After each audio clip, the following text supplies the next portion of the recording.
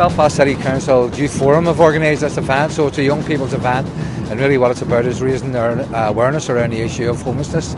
Today's a sofa push, and because one of the kind of issues around homelessness is sofa surfing, where people move from house to house over the course of a week or a month and rely on their friends to give them a sofa to lie on. So it's really about raising the issue of homelessness, but it's also going to build up to Homeless Awareness Week. But it's great to see young people involved in it. It's actually a partnership between the Simon community and the Belfast Youth Forum, and the youth, when they called upon the Simon community to come out and do a workshop with them to raise awareness of homelessness, and they decided that they wanted to use homelessness as their focal point for the year. So they've taken up the mantle to help us raise awareness of the hidden homeless and homelessness in Northern Ireland. What do you think the main issues are facing homelessness? They don't have somewhere to go at night. It's especially with, as you say, the youth. It has a lot of negative contributing factors on their education. They can't get suitable work. Nobody really wants to. That misconception is they don't really want to hire somebody who is homeless, and they think they don't have a life for themselves. But we're just trying to raise awareness and get help for these people. At the moment in North Belfast and West Belfast, and indeed across Northern Ireland, Simon community are running a hub called Making Moves, and it offers people.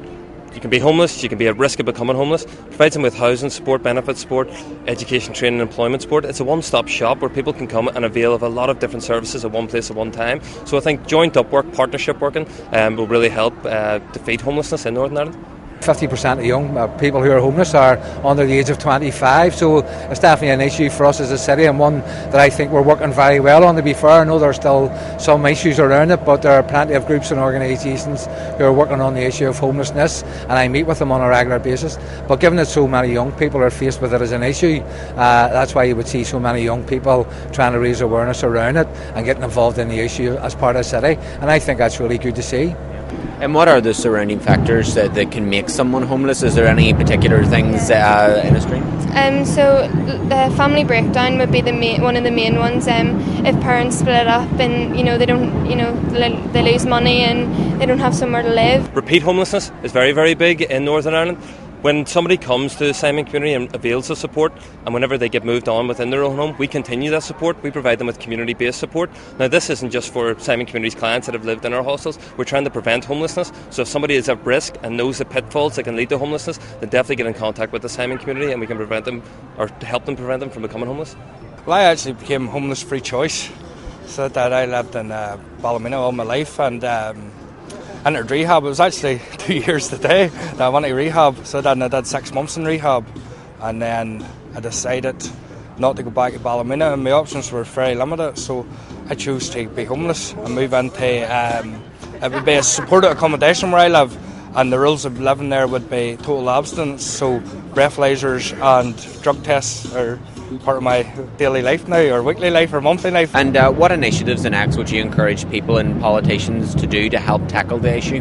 Well, we just need to raise awareness for it, and they need to, we've been lobbying with the politicians, and I think that what we're just trying to do here is raise awareness for the issue, and then it's up to the politicians to, help create change about it. But we're just trying to get awareness and make people known of the issue of hidden homelessness.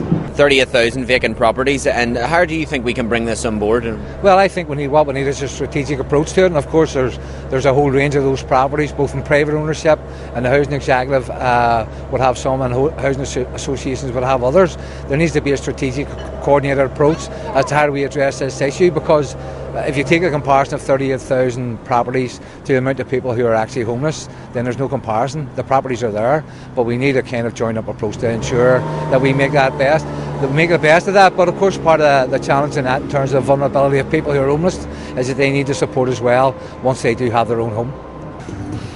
It's hard for young people. Well, when I was young, you see the boys standing at the street corner, and they're the people you look up to. I came from a rough council estate, so you looked up at the bigger boys that were doing the harder stuff and that there, and I imagine it's similar to the young ones in around Belfast, they're under pressure. That's how they see people enjoying themselves, and it's not long before it gets a grip of you. And what are the support services for people that have ended up homeless or have been homeless? There's the Simon community who we're partnered with today, and there's also the Welcome organisation. and there's lots of charities that you can go to. There's food banks which are brilliant. It's just those people, they're here today to raise awareness for their own organisations as well as we are to raise for the issue.